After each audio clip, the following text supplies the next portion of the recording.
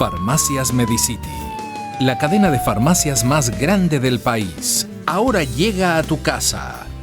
Pídenos a domicilio al 1-800-633-424.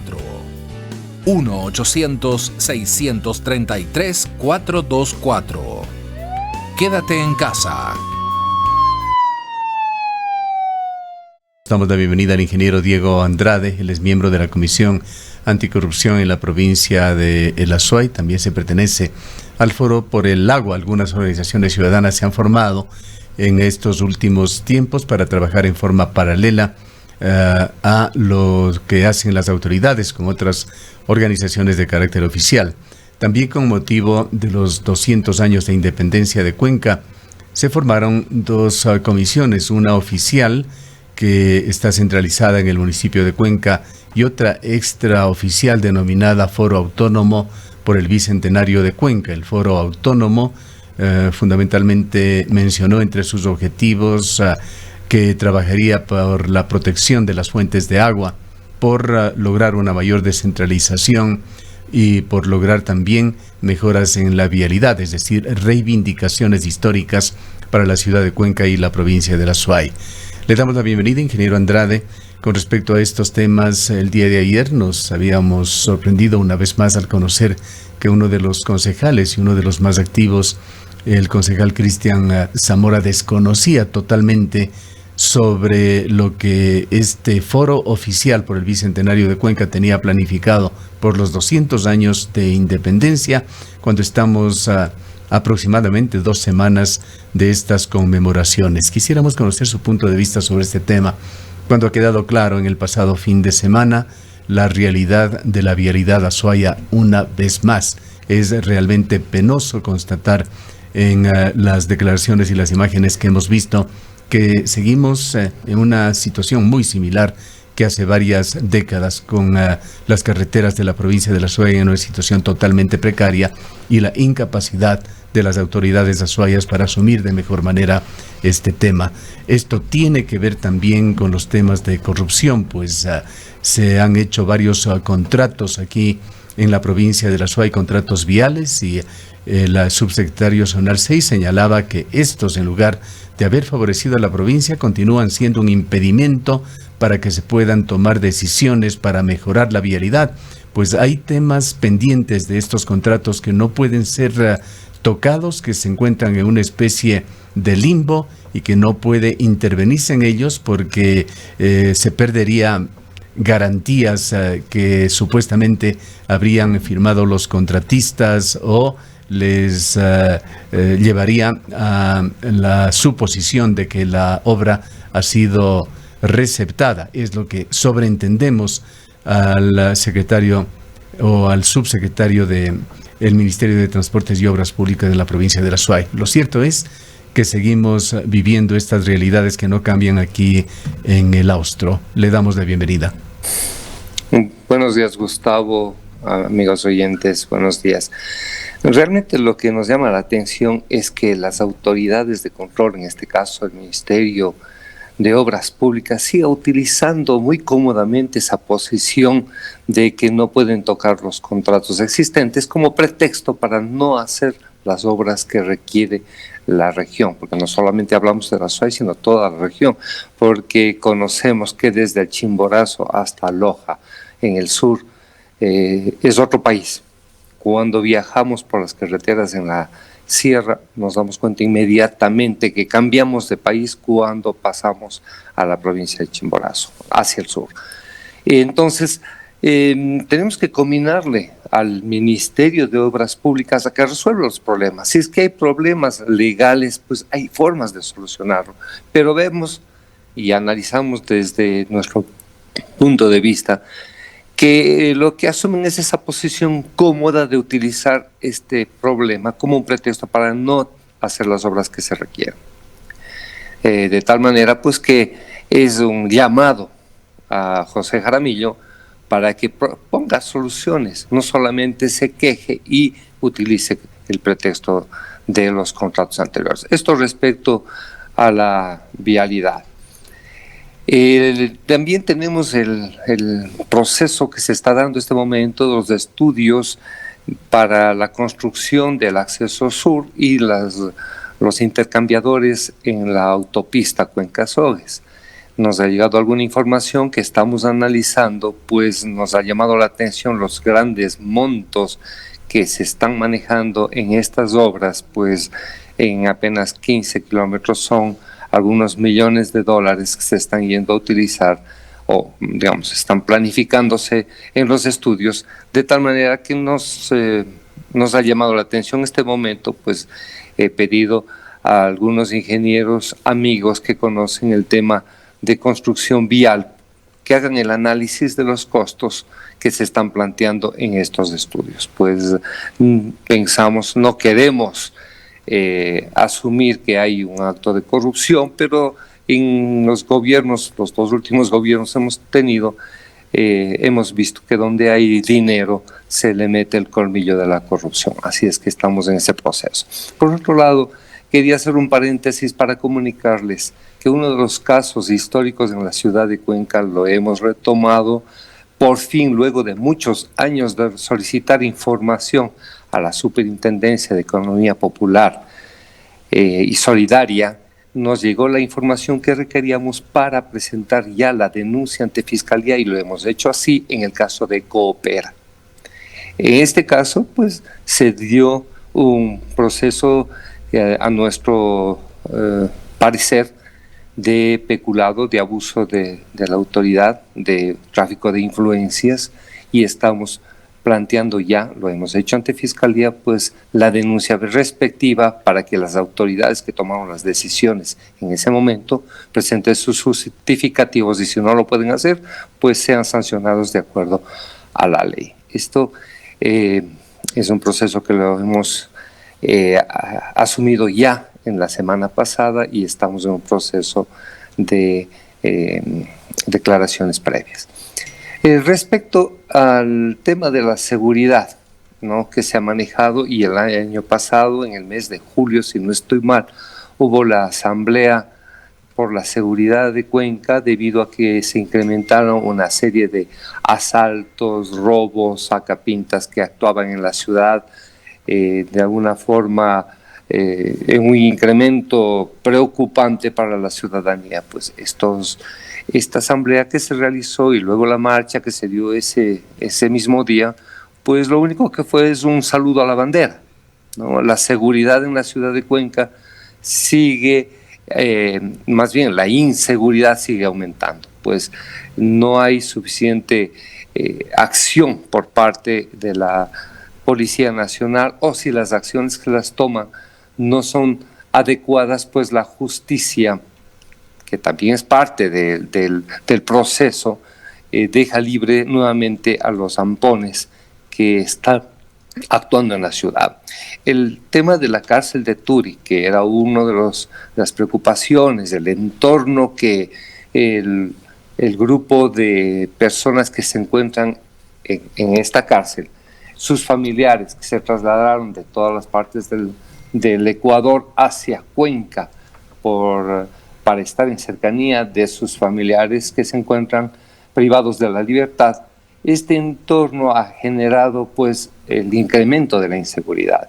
La ciudadanía sentimos que Cuenca se ha vuelto más insegura a partir de que grandes delincuentes han sido trasladados a nuestra cárcel que desde un principio se había propuesto que sea una cárcel regional y que iba solamente a albergar a los delincuentes que correspondían a nuestra zona, a nuestra provincia, y que de alguna forma se transformó en una cárcel nacional en donde grandes delincuentes de alto calibre se encuentran en este centro de reclusión, y que ha generado en nuestra ciudad pues un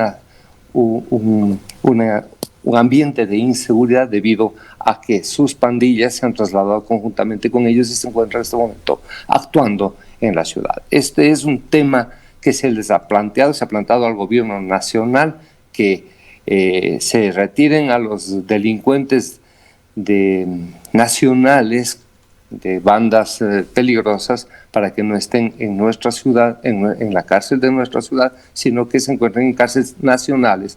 Pues el ofrecimiento del gobierno de ese entonces al crear esta cárcel fue ese, simplemente que se amplíe la cárcel que teníamos debido al hacinamiento que sufrían los reclusos en ese entonces, en la cárcel existente, para que puedan estar en mejores condiciones más humanas en rehabilitación. Diego, muy buenos días.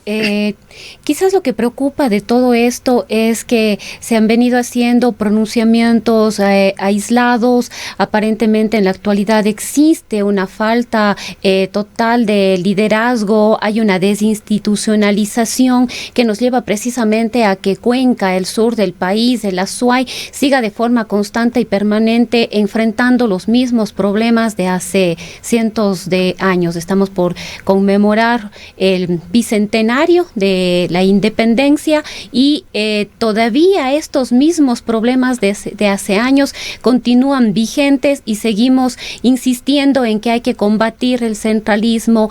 Tuvimos una asamblea hace más de un año, en julio del año pasado, respecto del tema de seguridad. El día de ayer una mujer fue baleada a plena luz del día en el centro de la ciudad en un intento que fue frustrado, un intento de asalto. Entonces nos preguntamos qué está pasando también con nuestras autoridades, qué está pasando con las instituciones acá en la provincia de La Suay.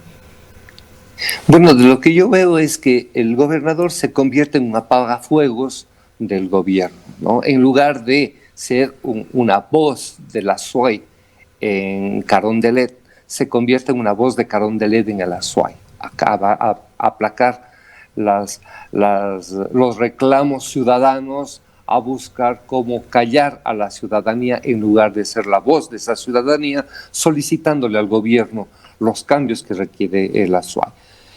Esto y las autoridades, en el caso de la ciudad de Cuenca, el alcalde, y en el caso de la provincia, el prefecto, tampoco han sido voces que lleven las inquietudes de los ciudadanos, estas angustias que nos llevan ya por décadas, por no decir centurias, como usted bien mencionaba, ya vamos a la segunda centuria, pues de inquietudes que la ciudadanía reclama constantemente: la seguridad, la vialidad, los procesos productivos que requieren y los apoyos a los procesos productivos que requiere la provincia y la región no son tomados en cuenta de ninguna manera. Simplemente, pues, como repito, el gobernador es un apagafuegos, el alcalde y el prefecto, pues ni siquiera se los ha escuchado ponerse del lado de la ciudadanía y hacer un reclamo y un pedido al gobierno, de tal manera que nos sentimos huérfanos de autoridades. Nuestros asambleístas, otros desaparecidos que no sabemos qué pasan haciendo en la asamblea, pero que de ninguna manera llevan una inquietud, la voz del pueblo. Ahora nos acercamos a un proceso eleccionario en donde exigimos a los candidatos que se pronuncien respecto a un tema que está circulando ya en la ciudad y en la región, básicamente el tema de plantear un federalismo en el país. Un cambio en la Constitución, un cambio en las leyes que permitan que los estados o las provincias sean estados federados, que tengan sus propios recursos, que los recursos que se generan en cada provincia se queden en la provincia para que sean administrados adecuadamente y no vayan a un saco sin fondo, que es el gobierno central, que lo único que hace es gastarse el dinero que se produce en las provincias y apenas dar migajas a ciertas provincias. En el caso de la Azuay es muy claro la producción de impuestos que tiene esta provincia a nivel anualmente, que es de alrededor de 600 millones, de los cuales a duras penas llegarán unos 30 millones como retribución en obras a la provincia. Son temas que siguen preocupando, pero que exigimos a los candidatos, especialmente ahora a los asambleístas, que planteen dentro de su plan de trabajo un proyecto de federalismo. ¿Cuál es su opinión sobre el trabajo de la Comisión Oficial por el Bicentenario? Bien, realmente no se ha conocido en el ámbito local cuál es la propuesta de la comisión respecto al, la- al festejo del bicentenario de la ciudad de Cuenca. En ese caso, tampoco tengo conocimiento de cuál es la propuesta cultural, la propuesta de festejar este bicentenario. Por su lado, hay algunas propuestas del foro que no es el oficial, el foro por el bicentenario, que ha estado, me parece, liderado por Kiko Serrano, Carlos Castro, Fernando Vega y algunos otros ciudadanos prominentes de la ciudad que han propuesto que se haga un proyecto cultural, un realce de este evento que se viene, pues el bicentenario de la fundación de la ciudad, perdón, de la independencia de la ciudad. Sí, usted se ha referido, ingeniero Andrade, a varios puntos y realmente tenemos que saltarnos de una cosa a otra, pues todos son importantes. Retornemos al tema vial, el corredor Cumbe-Biblián, del cual tuvimos informaciones recientes en esta semana, lo señalábamos de que ha sido recortado drásticamente. Primero se habló del ingreso sur, luego se amplió esto a un corredor del cual hablaba el subsecretario Zonal 6, que se iniciaría en el Pasaje y terminaría en Lludd, provincia del Cañar, pero nuevamente se ha reducido prácticamente al ingreso sur. Se habla también de algunos distribuidores, pero con anuncios que resultan ya cansinos para la ciudadanía, pues es lo mismo y lo mismo y lo mismo y plazos que nunca se cumplen. Con respecto a esto que aparentemente es más concreto, el corredor Cumbe-Biblián, que ahora nos ha dicho el subsecretario, debería ser contratado para el mes de marzo del próximo año. Antes era mayo, que ya pasó de este año. ¿Cómo se ha avanzado? ¿Cómo está la socialización del corredor Cumbe-Biblián? Algo se ha hecho en cuanto a impactos ambientales, pero no ha habido una socialización con los diseños, precios unitarios, plazos, peajes, etcétera, que son temas que interesan a la ciudadanía de la provincia de La Suay y también de la provincia de El Cañar. Tampoco hemos escuchado ningún pronunciamiento sobre este tema de las principales autoridades, alcalde y prefecto de esta provincia. Sí, ahí nos llegó a la Comisión Anticorrupción un documento que prácticamente es una presentación sobre el acceso sur y el corredor vial. Estamos, como le comentaba hace un momento, en un proceso de análisis de lo que se está planteando, ¿no? Porque se habla de 234 millones de dólares para esta construcción, ¿no? Que es la inversión inicial, que son 14,74 kilómetros, es decir, menos de 15 kilómetros. Con una inversión tan grande, sí nos llama un poco la atención, porque se habla del acceso sur, 3 distribuciones de tráfico y obras de mejoramiento y rehabilitación. Pero el monto de 234 millones para el mantenimiento de esta carretera sí nos llama la atención. Pues de alguna manera nos parece que esto se le presenta. Nos parece que esto se le presenta o se lo presentaba por lo menos como un proyecto, no recuerdo si era 25 o 30 años, entonces estaban poniendo costos de mantenimiento de plazos muy largos que de alguna manera desfiguran o dificultan por lo menos el análisis del costo de la obra que tiene que realizarse ahora. Justamente eso es lo que estamos analizando, porque esos montos tan altos seguramente por el mantenimiento a 30 años, ¿no? Con los 2 distribuidores, digamos, con las 2 estaciones de peaje, que son las que van a dar la alimentación del recurso para el inversor, porque esto se va a hacer con inversión público-privada. De alguna manera, pues el inversor que vaya a construir esto deberá recuperar durante 30 años la inversión que haga a través de las estaciones de peaje, ¿no? Hay 2 estaciones de peaje en el tramo acceso sur a Cuenca y en el tramo Cuenca-Sogues. Eso es lo que se está planteando.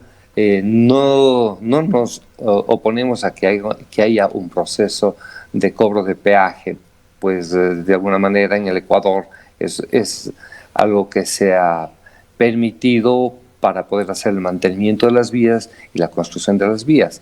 Lo que estamos haciendo un análisis si es que realmente el costo está planteado dentro de los rubros correspondientes a la construcción. Para pasar a otro tema, ingeniero Andrade, aquí lamentablemente no hay una acción concertada de las autoridades, no hay un criterio siquiera de los principales representantes ciudadanos, del Consejo Municipal, del alcalde, del prefecto, del Consejo Provincial, de los legisladores, y son temas que están siendo tratados de manera atomizada, lo cual quita fortaleza justamente a Cuenca en sus justos reclamos por reivindicaciones en el tema vial. Continuaremos en otros espacios sobre este tema, pero yo quisiera preguntarle algo por la importancia que tiene sobre la Comisión Ciudadana Anticorrupción, que ha tenido aciertos y muy importantes en el país. La acción de los ciudadanos ha superado en muchos casos, conjuntamente con la acción de distinguidos periodistas y de varios portales electrónicos, ha superado incluso al brazo de la justicia en Ecuador en cuanto a la importancia de las cosas que se han denunciado y que se han obligado justamente a judicializarlas en algunos casos o por lo menos a investigarlas. Nos preocupa la solidez de la Comisión Ciudadana Anticorrupción y quisiéramos que nos comente usted cómo se encuentra esta. Le voy a citar algunos capítulos sueltos que generan inquietud sobre este organismo ciudadano. No nos referimos a las tantas comisiones que ha intentado el gobierno de Lenín Moreno, ninguna de ellos con éxito, incluso una subsecretaría o una secretaría anticorrupción que se formó, que realmente fue un fracaso. Nos referimos a la Comisión Ciudadana Anticorrupción y lo hacemos porque hay un hecho muy importante, muy relevante que se ha dado el día de ayer cuando se ha declarado improcedente el recurso de casación de Yamil Mawad.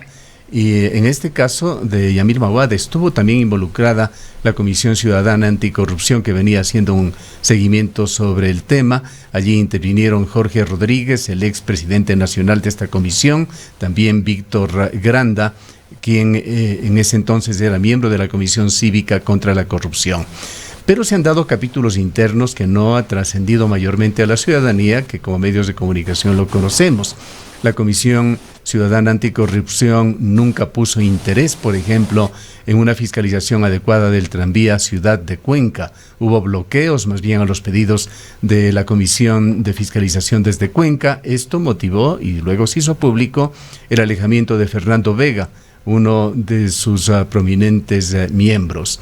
El día de antes de ayer también hemos visto a Víctor Granda, exmiembro de la comisión, ahora en calidad de defensor de su hijo Paul Granda en el caso del IES. Desde un punto de vista humano es comprensible, pero está de por medio también allí la Comisión Anticorrupción. No sé si Víctor Granda continúa o no siendo miembro de esta comisión. En todo caso, quisiéramos que nos explique usted cómo funciona la comisión, cómo se coordina, se articula entre sus miembros, quiénes la conforman y qué solidez tiene la Comisión Anticorrupción con su estructura actual para continuar dando este aporte en este que es uno de los cánceres del país, de los problemas más graves, el de la corrupción. Gustavo, hay dos imprecisiones en su apreciación. La primera, respecto al tranvía, no es que la comisión ha dejado o no ha investigado. Al contrario, pues la Comisión Nacional Anticorrupción, Núcleo de la SUAY, hemos judicializado con nuestras firmas en denuncia pública el tema del tranvía. Sí, me refería a que no fue en su momento acogido por la Comisión Nacional. Se la soslayó. Y esto a nivel nacional lo sabe Fernando Vega. Así es. En ese entonces, pues la Comisión Nacional no acogió la denuncia. No sé cuáles fueron los argumentos, pues yo no estaba todavía en la comisión en ese entonces, y se lo trató localmente y se judicializó, no a nivel nacional, pero sí a nivel local, ¿no? Eso es lo primero. Segundo, Fernando Vega continúa siendo miembro de la Comisión Nacional Anticorrupción, Núcleo de la SUAY. Él se separó de la Comisión Nacional por problemas de logística, ¿no? El tema de los traslados, etcétera, y adicionalmente, pues, por el tema de que no fue incluido el tema del tranvía en la Comisión Nacional. Esto es la otra apreciación que quería indicarle, pues que Fernando simplemente en el núcleo de la SUAY terminó su periodo como coordinador, que dura 2 años la coordinación, de acuerdo a nuestros reglamentos, y digamos, se tuvo que dar paso a una elección de un nuevo coordinador que recayó en mi persona, y estoy hasta el próximo año, hasta mayo del próximo año, ejerciendo esta coordinación en el núcleo de la SUAY. Fernando Vega sigue siendo miembro de la comisión y con nuestra inquietud, ingeniero Andrade, sobre todo la comisión a nivel nacional, que tiene una dirigencia. Jorge Rodríguez la dirigió y tuvo un papel preponderante allí. Luego se retiró, y parte de lo que dijo al retirarse es de que Paul Granda, como expresidente del IES, no había actuado ante denuncias concretas de la entrega de hospitales del IES en la ciudad de Guayaquil. Salió con una protesta Jorge Rodríguez. Así es, y hasta este momento asumió Germán Rodas, que ha estado llevando una serie de casos y con mucha fortaleza también una serie de denuncias respecto a diferentes temas, ¿no? El mismo tema de los hospitales fue proceso que se llevó adelante gracias a la denuncia de la Comisión Nacional Anticorrupción, las compras de mascarillas, las compras de insumos en los hospitales en la pandemia, etcétera. Todo eso fue producto de las denuncias que se realizaron en la Comisión Nacional con Germán Rodas a la cabeza de la Coordinación Nacional. Es decir, no es que hemos bajado la guardia, la comisión continúa haciendo una serie de denuncias, las denuncias de Manabí, de los hospitales, del manejo de los fondos, de la reconstrucción de Manabí, etcétera. Todo eso está planteado dentro de la Comisión Nacional Anticorrupción. Diego, respecto de la vinculación necesaria, obligatoria con toda la Administración de Justicia respecto de estas denuncias y del trabajo mismo de la Comisión Nacional Anticorrupción, ¿cuál es la evaluación que tienen ustedes en estos últimos años? ¿Ha habido fuertes y profundas críticas al actuar de la justicia aquí en el país? ¿Cómo pueden ustedes, o cuál es la evaluación que tienen ustedes? Como decíamos hace un momento, hay casos que se asumen, hay otros casos que no se asumen, hay unos en los que se actúa con diligencia, otros llevan años todavía esperando una respuesta. Así es, usted tiene toda la razón. Nuestra evaluación sobre el tema de justicia y fiscalía es bastante baja. Hay casos en que realmente han sido muy acuciosos en resolverlos, en investigarlos y conseguir las sentencias que se buscaban a los culpables. Pero hay otros casos que duermen el sueño de los justos, ¿no? El mismo caso del tranvía que acabamos de mencionar es un caso que está durmiendo en manos del fiscal provincial de la SUAY, la investigación de ese caso. Ahí no hemos avanzado, no se ha escuchado absolutamente ningún avance al respecto. Hay también el caso Caminosca, que muy pronto lo refrescaremos en este medio de comunicación. No tenemos ya el tiempo para hacerlo el día de hoy. Le dejamos en su intervención final, ingeniero Andrade. Muchas gracias. En este momento la Comisión Nacional Anticorrupción ha hecho una exposición ante la Asamblea, ante la Comisión de Reformas Constitucionales, planteando la eliminación del Consejo de Participación Ciudadana como ente de representación de la ciudadanía ante la función de transparencia y control social. Creemos que debe desaparecer, para lo cual se ha presentado ante esta comisión pues una propuesta de que se elimine este Consejo de Participación Ciudadana como una reforma constitucional. Bien. Gracias al ingeniero Diego Andrade, miembro de la Comisión Anticorrupción en la provincia de La Suay.